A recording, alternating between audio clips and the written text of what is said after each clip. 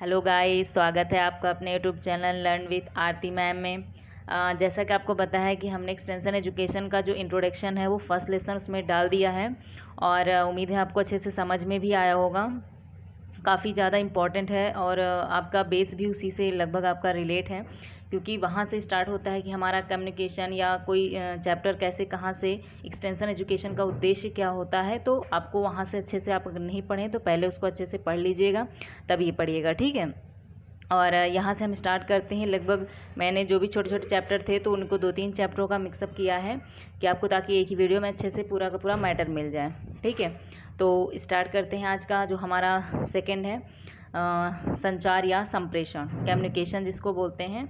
संप्रेषण लैटिन शब्द कम्युनिकेयर से उत्पन्न हुआ है, जिसका अर्थ सहभागी होना, समाचार देना या प्रदान करना अथवा शामिल होना होता है, ठीक है। इसका मतलब क्या होता है? कम्युनिकेयर से, जिसका सहभागी, क्योंकि इसमें हम जब भी किसी चीज़ का प्रचार प्रसार करते हैं तो उसमें जाहिर सी बात है इन सब चीज़ों की ज़रूरत पड़ती है।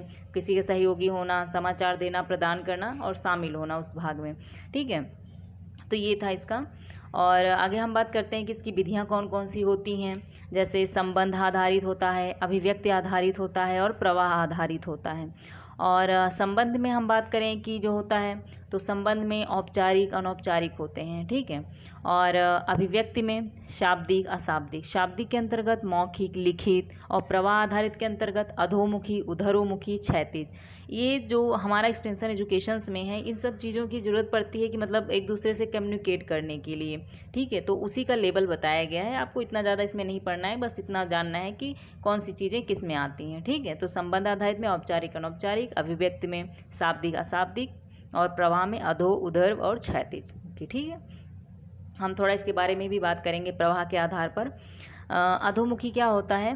यह संचार ऊपर से नीचे की ओर प्रवाहित होता है, मतलब जो ऊंचे लेवल के ऊपर अधिकारी होते हैं फिर उससे नीचे एक प्रवाहित होता है, ठीक है, ऊपर से नीचे आता है। इसका मुख्य उद्देश्य अनुदेशों, आदेशों, निर्देशों इत्यादि को प्रेषित करता है। और उधरमुखी क्या होता है? यह संचार नीचे से ऊपर अर्थात अधीनस्थ कार्मिक जो होते हैं, कर्मचारी से अधिकारियों की ओर प्रवाहित होता है, मतलब नीचे से ऊपर की ओर जाता है ये, ठीक है। शिकायतों, रिपोर्ट, सुझाव आदि के रूप में ये प्रवाहित होता है। और तीसरा जो क्षैतिज होता है, यह समान श्रेणी अथवा पद क्रम वाले व्यक्तियों के मध्य सूचनाओं का आदान प्रदान करता है। और हम फिर बात करते हैं अभिव्यक्ति के आधार पर, कि अभिव्यक्ति के आधार पर कैसे?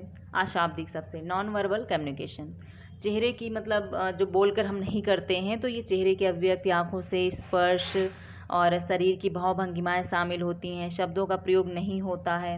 मुख अभिन्न इसका प्रभावी उदाहरण होते हैं, मतलब जब हम इशारों से या बात करके, बातों का इस्तेमाल ना करके सीधे अपने हाव भाव से ही किसी को कोई चीज़ समझाएं, बताएं, तो वो अशाब्दिक होते हैं, ठीक है। शाब्दिक के अंतर्गत आते हैं इसमें बोलना, लिखना, शब्दों का प्रयोग किया जाता है। उसमें शब्दों का प्रयोग नहीं इसमें किया जाता है, ठीक है।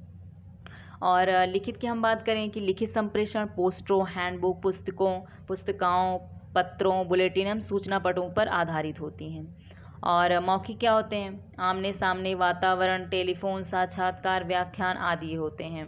और विशिष्ट कर्तव्य हम बात करते हैं, इसके स्पेसिफिक रोल क्या होता है इसमें, जो होते हैं एक्सटेंशन एजुकेशंस में।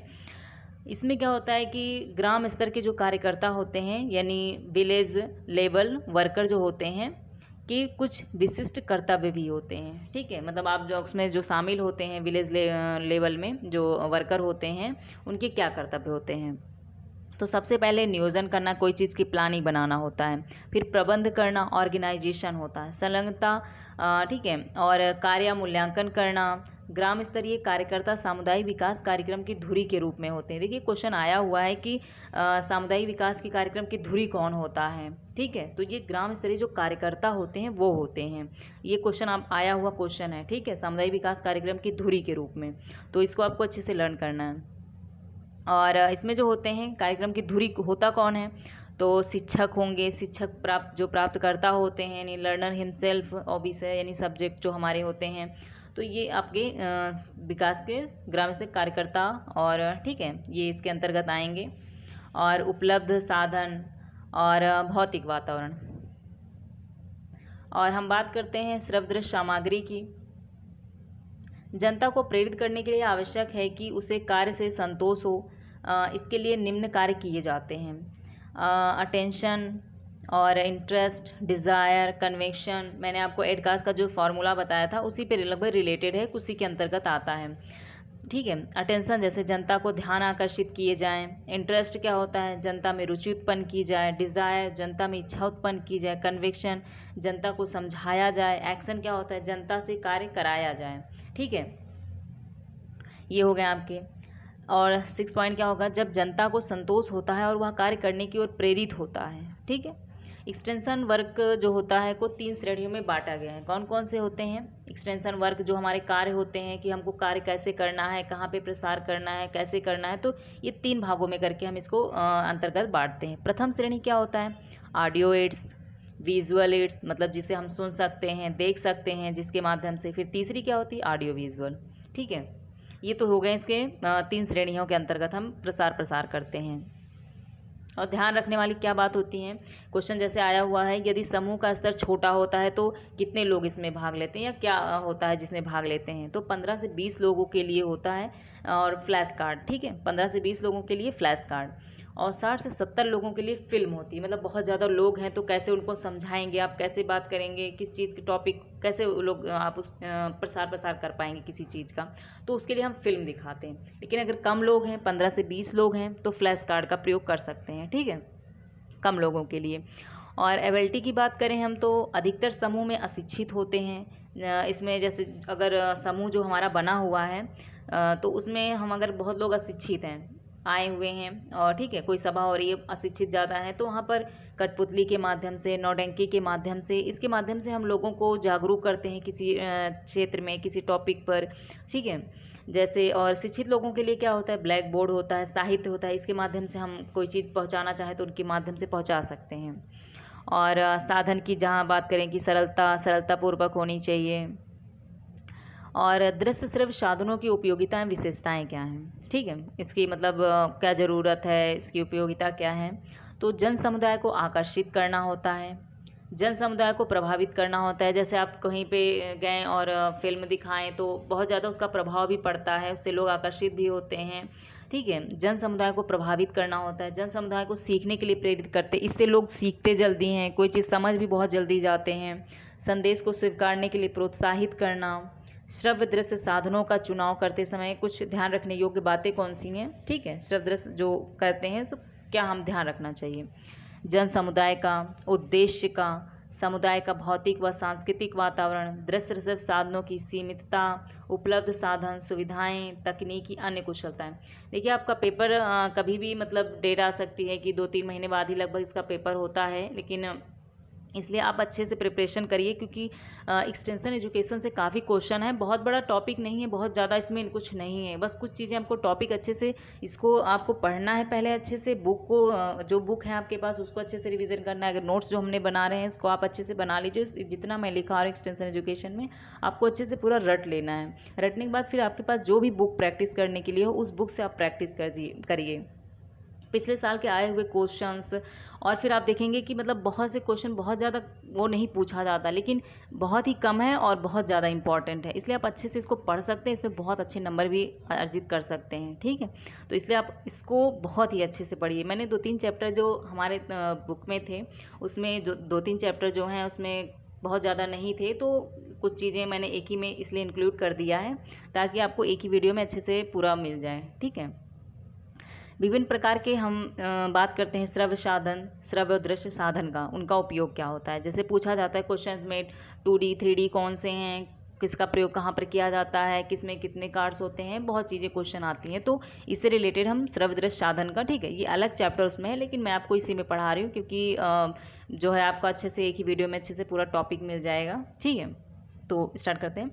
पोस्टर 2D, ये जितने भी आप समझ लीजिए कि जितने भी पेपर या बोर्ड पे होते हैं ये सब 2D होते हैं। ठीक है, और जितने भी डिजिटल चीज़ें होती हैं वो 3D होते हैं। तो ये 2D है पोस्टर।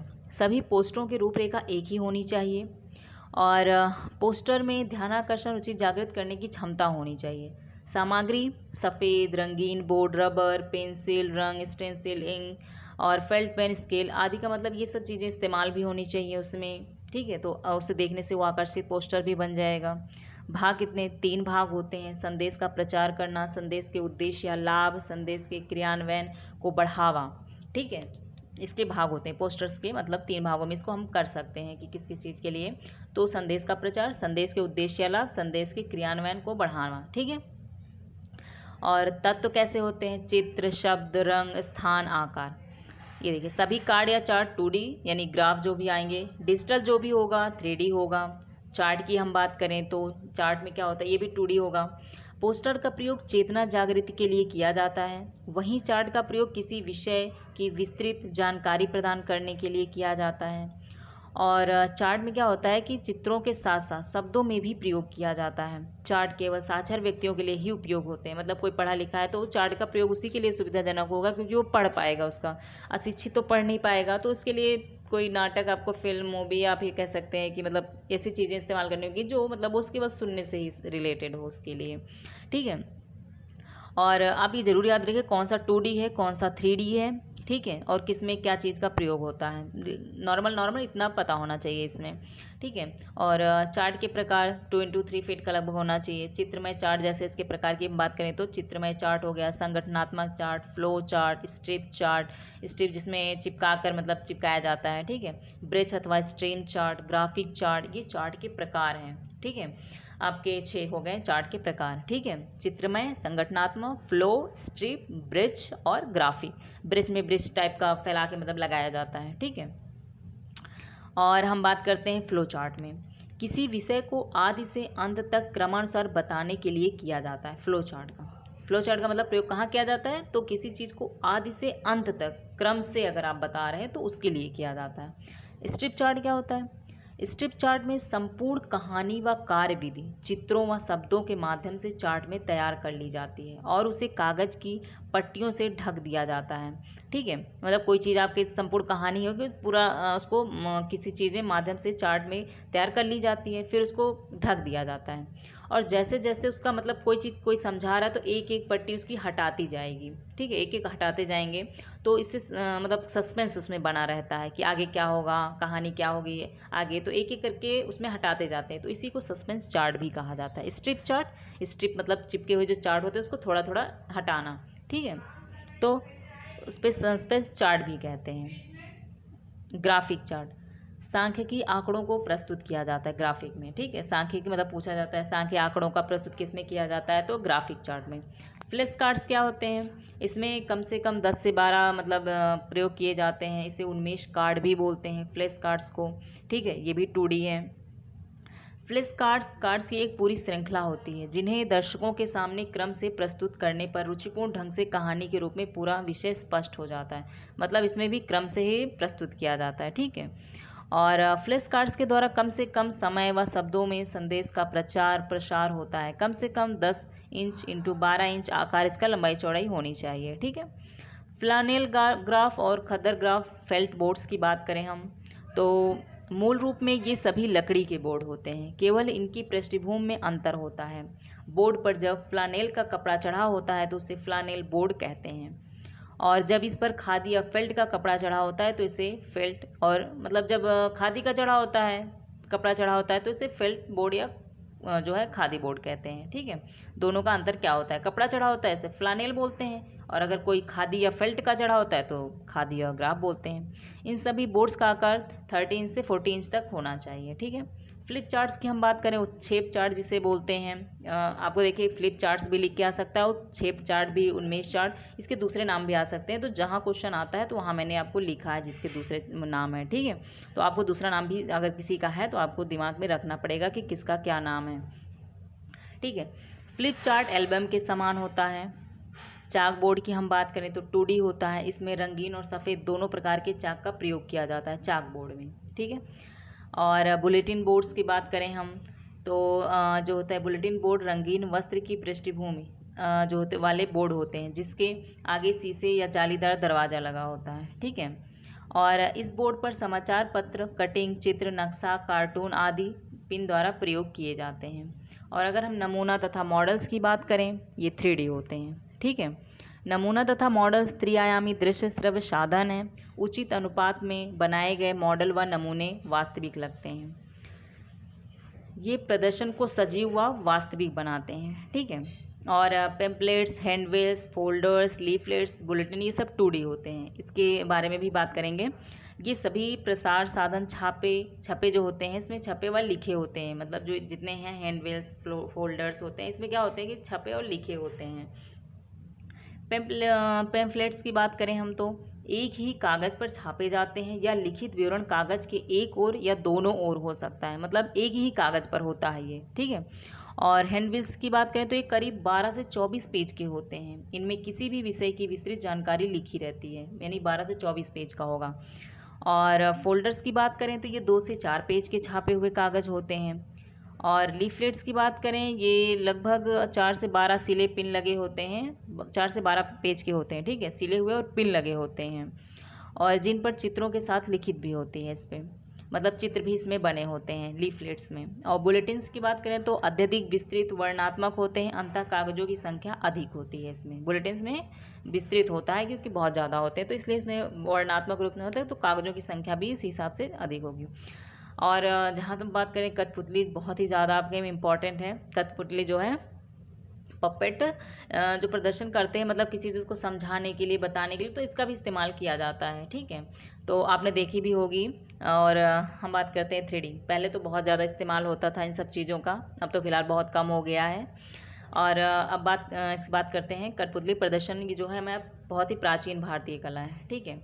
कठपुतलियों के प्रकार की हम बात करें, इसमें पूछा जाता है क्वेश्चन, कौन से राज्य हैं, कौन से राज्य और कौन से किसका इस्तेमाल किया जाता है इसमें, 3 उंगली का या 5 उंगलियों का, किसमें क्या प्रयोग किया जाता है, ठीक है। तो हम बात करते हैं कठपुतलियों के प्रकार पे।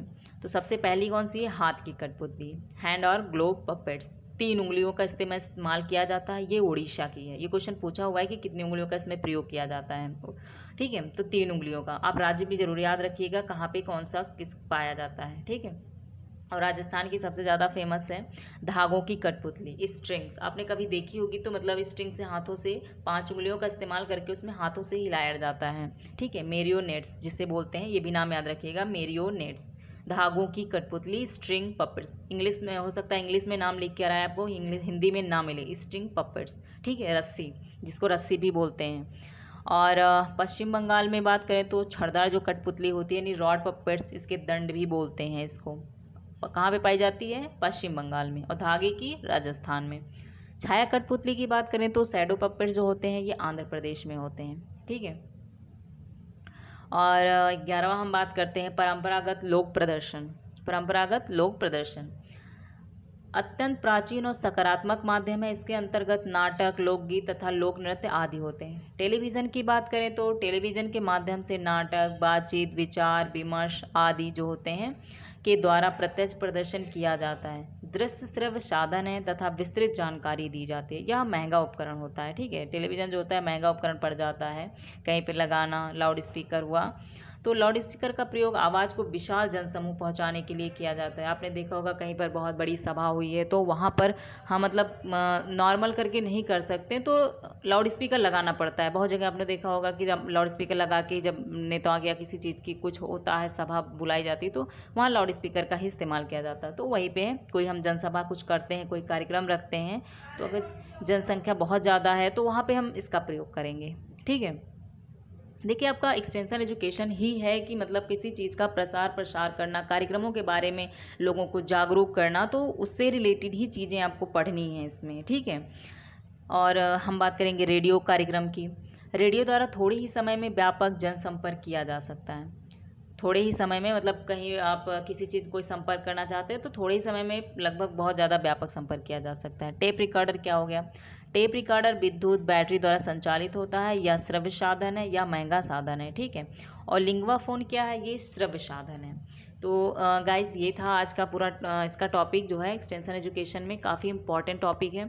आपको ये श्रव्य दृश्य साधन बहुत ही अच्छे से पढ़ना है। इसमें जो कठपुतली के है, कौन सा श्रव्य कौन सा दृश्य, या कौन से दोनों हैं श्रव्य दृश्य, ठीक है। और जो है इसमें 2D कौन है, 3D कौन है, आपको अच्छे से लर्न करना है, ताकि आपको पेपर में अगर कोई भी क्वेश्चन आता है, और आएगा ज़रूर क्वेश्चन, ठीक है, कोई ना, क्योंकि एक्सटेंशन एजुकेशन बहुत ही मतलब एक प्रचार प्रसार के लिए अगर होम साइंस की दृष्टि से देखा जाए तो बहुत ही ज़्यादा इंपॉर्टेंट भी है, और इसके ज़्यादा चैप्टर भी नहीं है, तो आपको बहुत अच्छे से लगभग लर्न कर लेना है, ठीक है। तो ये वीडियो आपके लिए बहुत ही ज़्यादा इंपॉर्टेंट होगी, तो आप अच्छे से इसको, ठीक है, बहुत ही मैंने बहुत कम उसमें जो है लिमिट में ही इसमें लिखा है कि बहुत ज़्यादा इसमें वीडियो नहीं बनेंगे, क्योंकि 5-6 वीडियो लगभग में आपका पूरा एक्सटेंशन एजुकेशन कवर हो जाएगा। ठीक है, तो आप अच्छे से लर्न कीजिएगा। Okay, thank you guys.